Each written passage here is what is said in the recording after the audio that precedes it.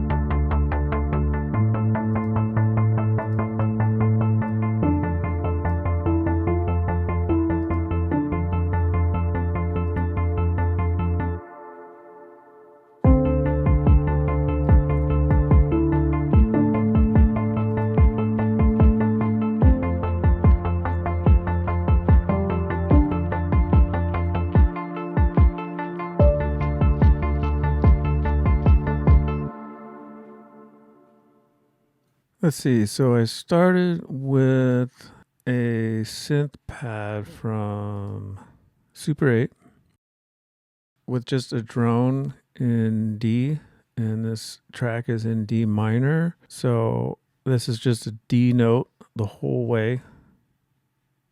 Well, it starts a D and then it changes right here. We just started with a D drone.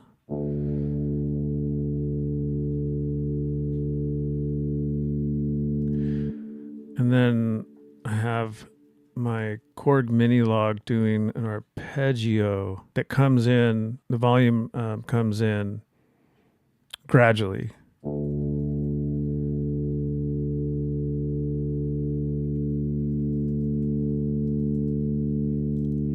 And you can see the automation right here.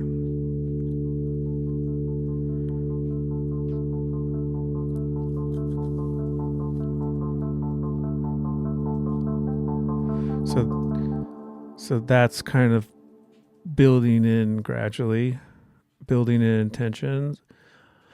Arpeggios are kind of a standard thing for building tension. And then I have this piano. Now the reference for this brief was Trent Reznor and Atticus Ross soundtrack from Gone Girl. And there's some piano in the references. So I have the piano here. Really dark.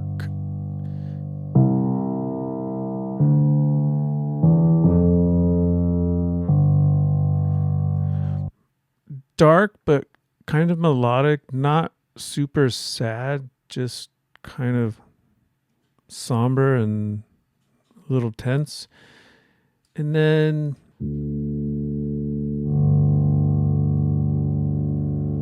let's hide that.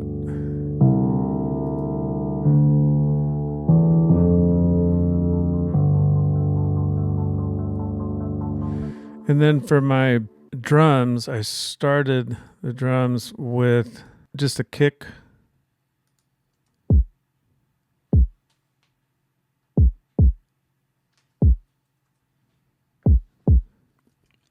Simple kick. It always kind of sounds like a heart beating. And I always try to add something that I record with a microphone to add my own humanity to my cues to just make them a little bit more unique. And I used this for a shaker. This is a jar of shells from the ocean, and this is actual ocean water that my wife made, and I just use it as a shaker. And that's right here.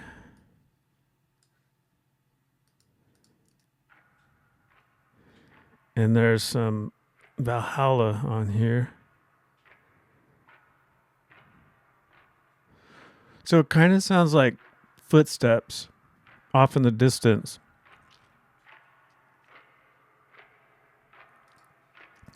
And it automated the EQ, the high end, to slowly, to gradually increase. Right now I have it rolled off, and it gives it a darker.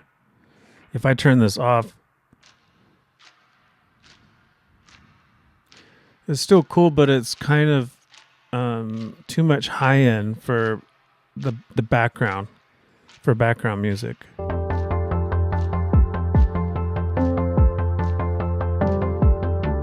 It might be okay just to leave it on, but I left it off.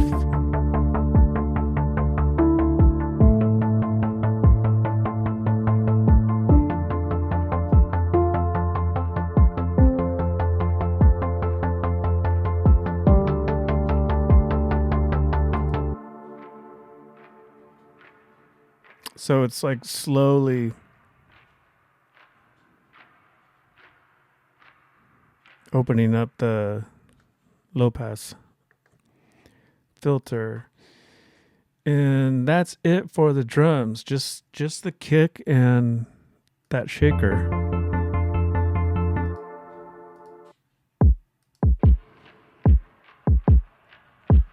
And the shaker, using those shells, is a lot more unique than that. And this is not very scary, this sound.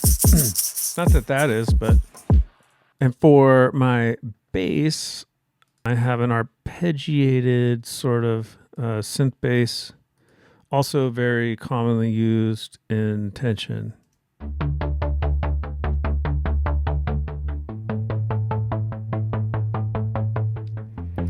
And then here's where we started out with this drone, just with a D note. And then when we get to here, I have a chord progression, D minor, A minor to F, just to add some more melodic dynamics, more of like a melodic story.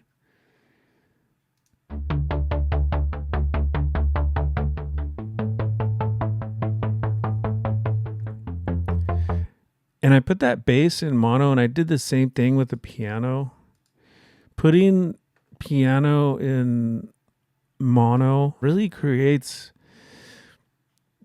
kind of a more creepy vibe when it's in mono, because it's like kind of all by itself.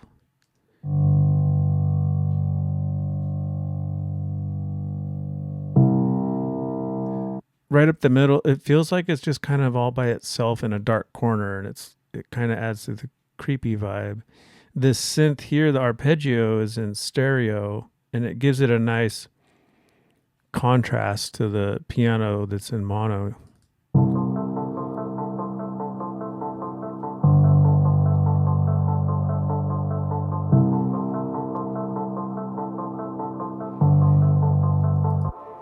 And that's basically it for this cue. 1, 2, 3, 4, 5, 6 tracks. And then over here I have a 30-second edit.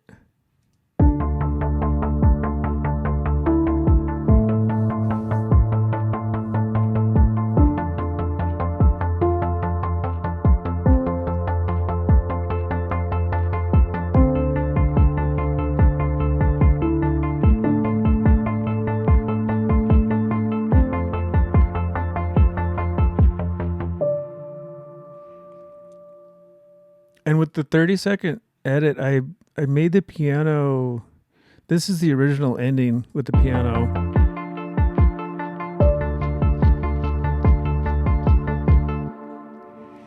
With the 30-second, that's the full mix. With the 30-second edit, I made just the piano by itself at the end.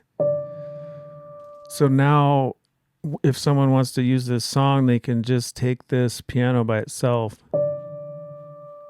and use it anywhere in the song. Whereas when it was over here, it was had the kick and the synth and the shaker and the drone and the bass. So that's something that can really help editors and music supervisors. And then when I made the Sting version, I also did the same thing. Instead of just making the Sting the last 4 seconds of the song, that's easy for an editor to make that himself. So you can create another Sting that's not in the original song and give them that. Also, this little space right here is an edit point. So they could start it right here.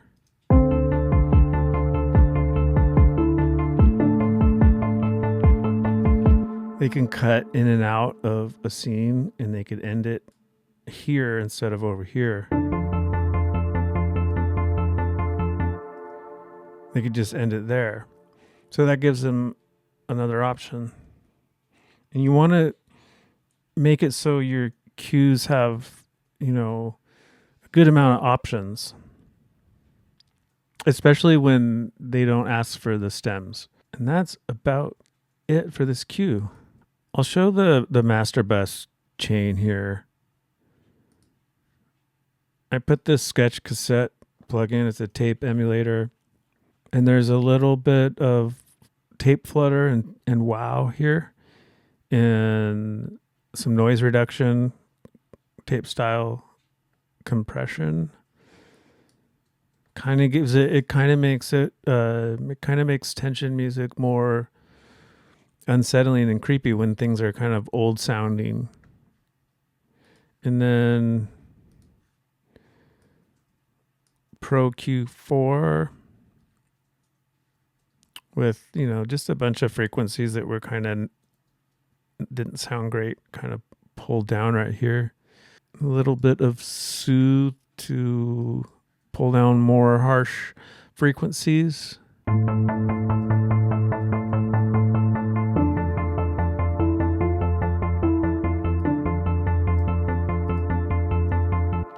Compression, I had the kick muted here.